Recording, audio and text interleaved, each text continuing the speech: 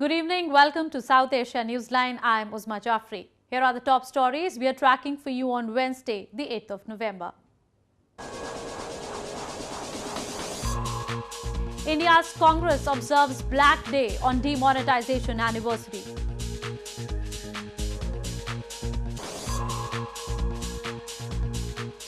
Britain's Prince Charles and Camilla arrive in New Delhi to boost bilateral ties.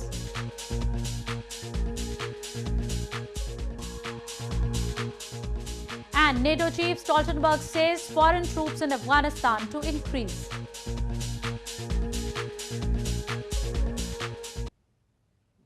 And now for all the details. A thick blanket of smog for the second day hung over Indian capital New Delhi on Wednesday.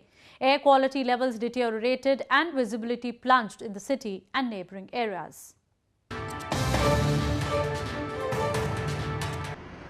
Indian capital New Delhi woke up to a thick layer of smog for the second day on Wednesday, leading to hazardous pollution levels.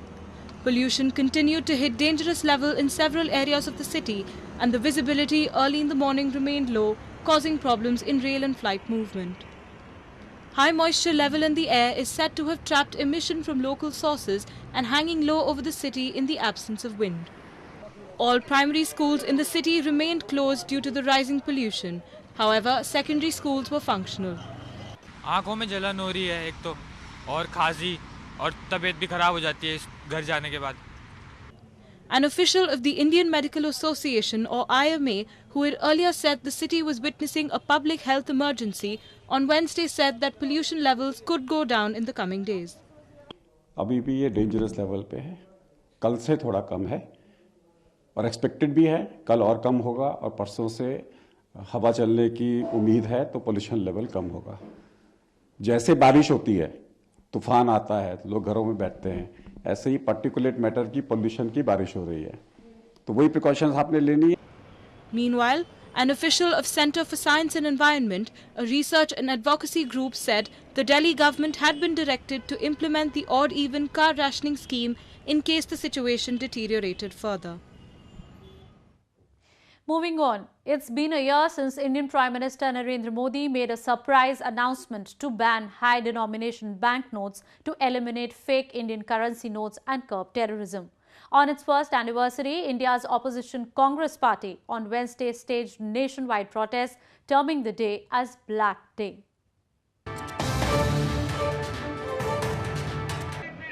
India's opposition Congress Party workers and supporters on Wednesday staged a protest in northern Jammu city to mark 1 year since Indian Prime Minister Narendra Modi banned 500 and 1,000 rupee notes last year. Demonetization, as it was called, was made by the Indian government in a bid to crack down on shadow economy and squeeze financing of Islamic militant outfits. Observing the day as Black Day, protesters condemned the damage done to the country's economy post the currency ban decision. पूरा देश सवाल पूछना चाहता है नरेंद्र मोदी से, तुमने रातों रात इस तरह से सबको मतलब खाली कर दिया, ये कहकर के बस सब वापस आएगा. तो अब अगर ब्लैक मनी थी तो कहाँ थी? अगर आपने कहा इससे टेररिज्म खत्म होगा तो कहाँ खत्म हुआ? अगर आपने कहा नक्सलिज्म खत्म होगा तो कहाँ खत्म हुआ?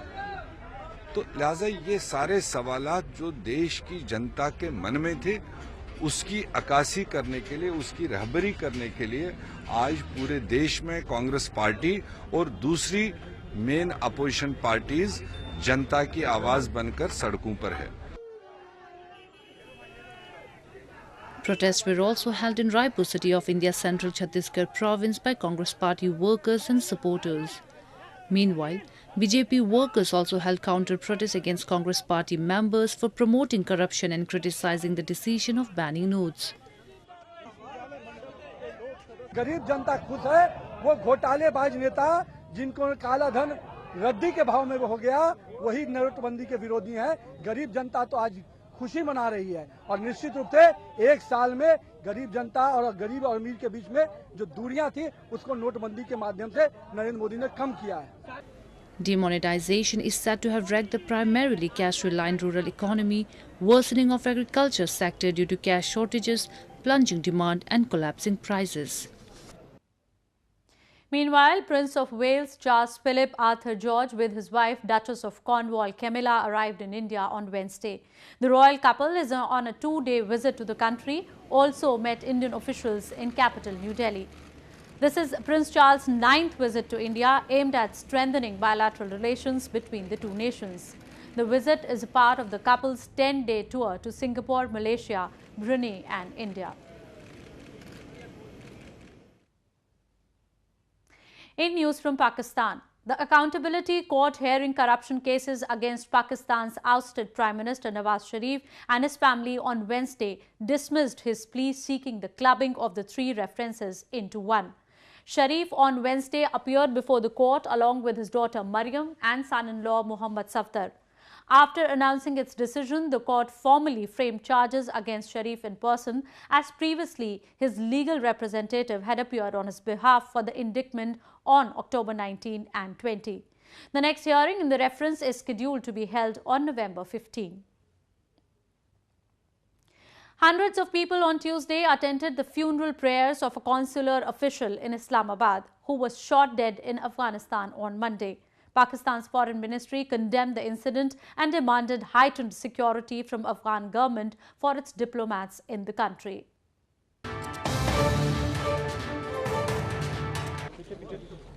Funeral prayers were held in Islamabad on Tuesday for the Pakistani diplomat who was shot dead in Afghanistan by unknown gunmen on Monday.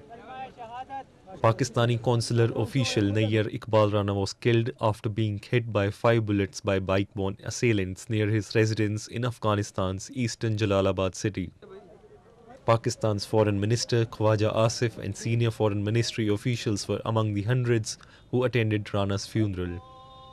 इस सिलसिले में फॉरेन सेक्रेटरी साहिबा ने कल रात को ही अफ़गान नाज़िमुल उमूर को तलब कर लिया था और उनसे बड़ी स्ट्रॉन्ग मज़म्मत की गई इस वाक़े की और उनको रिक्वेस्ट की गई कि हाइटेंड सिक्योरिटी ज़्यादा सिक्योरिटी दी जाए वहाँ पे हमारे सफारतकारों को ताकि इस किस्म का वाक़या जो है उसका खौफ दोबारा पेश ना आए. The incident comes amid efforts to restart the stalled diplomatic talks between Kabul and Islamabad after the US strategy for the region was unveiled in August.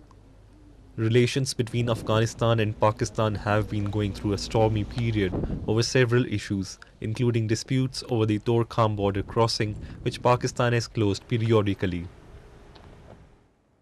Moving on. The North Atlantic Treaty Organization Secretary General Jens Stoltenberg has said that NATO and its allies will be sending in more troops to Afghanistan. The move is to tackle what he described as the threats of the Taliban and other insurgents.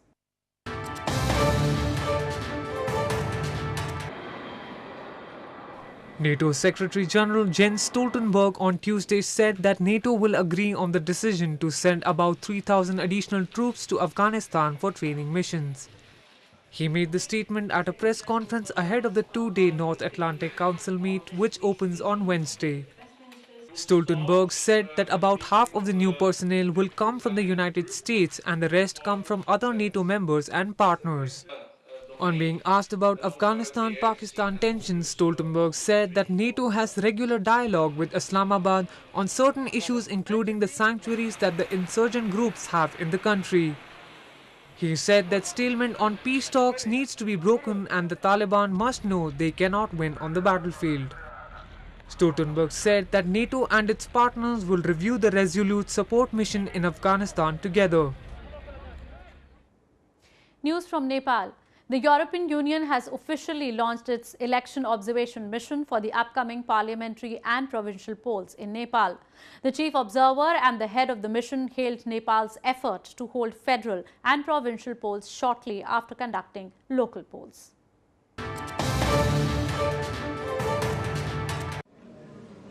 The European Union Election Observation Mission, or EU-EOM, for upcoming federal and provincial polls in Nepal was officially launched in capital Kathmandu on Tuesday. The mission includes a core team of Kathmandu-based 10 election analysts and 38 long-term observers who are deployed across the country to observe electoral preparations and campaign. EU-EOM Nepal's chief said challenges during elections were a universal phenomenon and Nepal could not be exempted from these. She appreciated the Nepalese government's efforts and said that the country has now resolved them.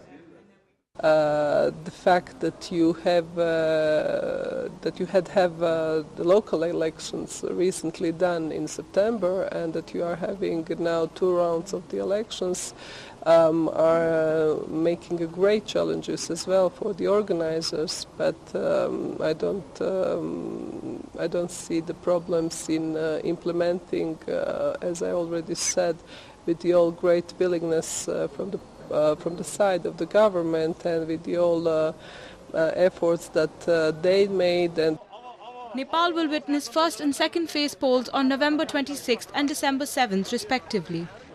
The final round of local election was held in September. According to Nepal's constitutional deadline, local bodies, provincial and the parliamentary polls should be completed by January 21st, 2018.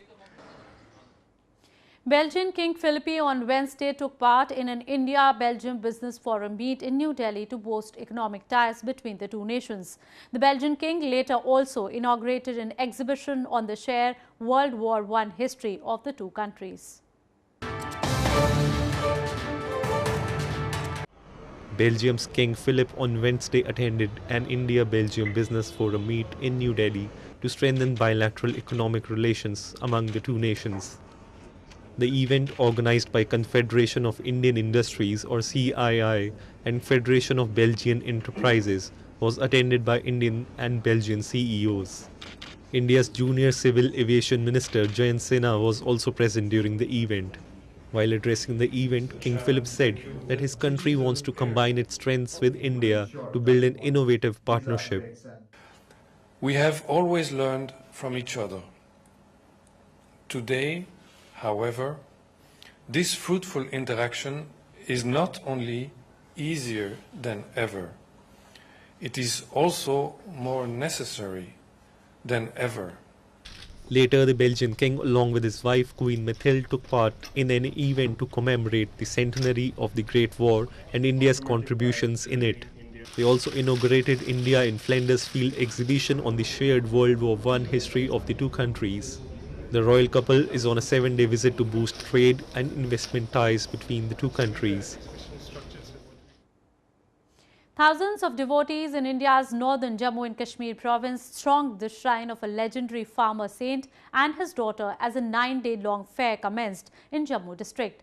The fair is organized every year in the memory of a sacrifice done by the father-daughter duo centuries ago.